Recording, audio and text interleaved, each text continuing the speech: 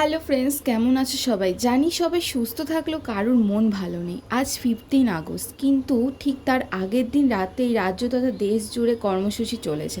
সত্যি কথা কী জানো, কিছু ভালো লাগছে না, কারণ এই আরজিকর ঘটনাটাকে ঘিরে একের পর এক যা তথ্য সামনে আসছে, যেগুলো একদমই মেনে নেওয়া যাচ্ছে না। আর তোমরাই বলো তো, আমরা কি সত্যিই স্বাধীন?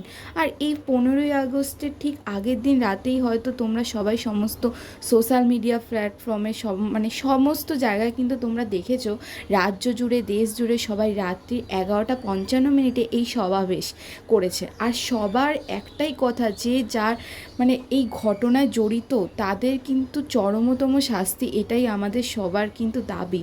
আর আমি কোনো পলিটিক্স করি না, আমি একজন স্টুডেন্ট, তাই আমিও চাই যে বা যারা এই ঘৃণ কাজটা করেছে তারা যত বড় ক্ষমতাধারী ব্যক্তি হোক না কেন বা ক্ষমতার আড়ালে থাক না কেন, তার মুখোশটা আমরা টেনে খুলে ফেলতে চাই।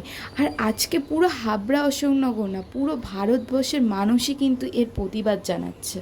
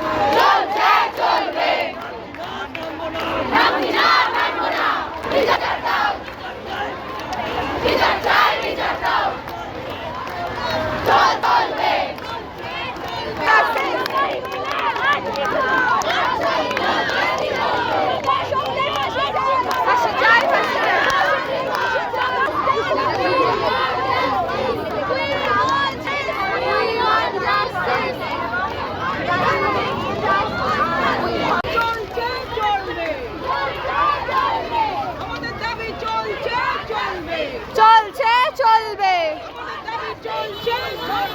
চলছে চলবে, জাস্টিস।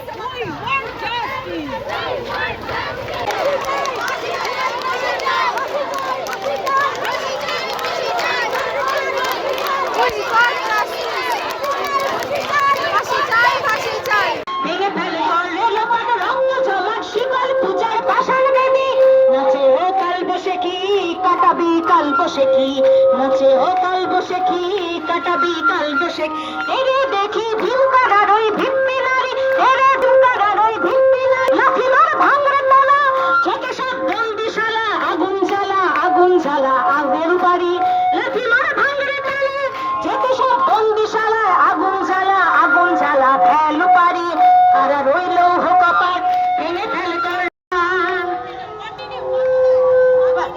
কারা রইল কপাট ভেঙে ফেল কর রোপণ রক্ত জমাট শিকল পূজার পাষাণ বেদি ওরে ও তরু নিশান আজাদের প্রলয় বিষাণ ধ্বংস নিশান অরুক প্রাচীর ভেদি কারা রইল কপাট ভেঙে ফেল কর রোপণ রক্ত জমাট শিকল পাষাণ বেদি ওরে ও তরু আজাদের প্রলয় বিষাণ ধ্বংস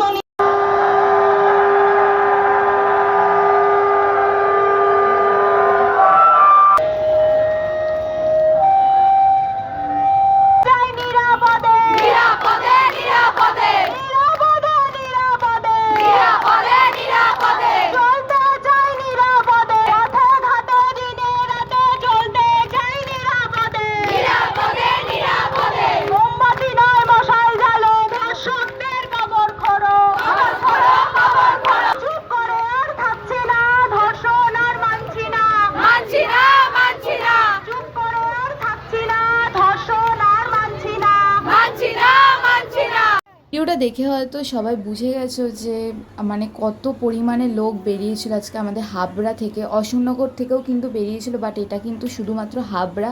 মানে বুঝে গেছো আশা করি যে বারাসাত টু বনগাঁ চত্বরের কত কত মেয়ে কিন্তু বেরিয়েছে। একটা মেয়ের, শুধুমাত্র একটা মেয়ে মানে পাশে দাঁড়াতে, একটা মেয়ের হয়তো সে এখন আমাদের মধ্যে নেই, বাট একটা মেয়ের সাথে যে মানে জিনিসগুলো ঘটে গেছে সেই জিনিসগুলো প্রতিবাদ জানাতে আশা করি দেখে হয়তো বুঝেই গেছো।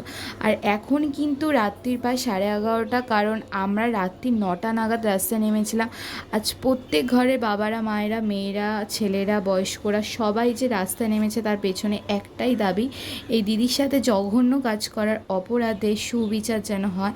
আর আমাদের মতো সাধারণ মানুষদের একটাই দাবি, প্রত্যেকটা বাড়ির মায়েরা যখন তাদের মেয়েদের বাইরে ছাড়বে, হ্যাঁ টেনশন তো হবেই, বাট এরপরও অর্ডার এতটাই স্ট্রং হওয়া উচিত যাতে মেয়েদের সুরক্ষাটা এতটাই থাকে, মানে যে হ্যাঁ আমাদেরও কিছু হবে না, আমরা নিরাপদে কিন্তু এখন বাড়ি যেতে পারবো। আমাদেরও কিন্তু প্রত্যেকটা মেয়ের কিন্তু এর পরবর্তী ধারণাটা এরকমই হওয়াটা উচিত।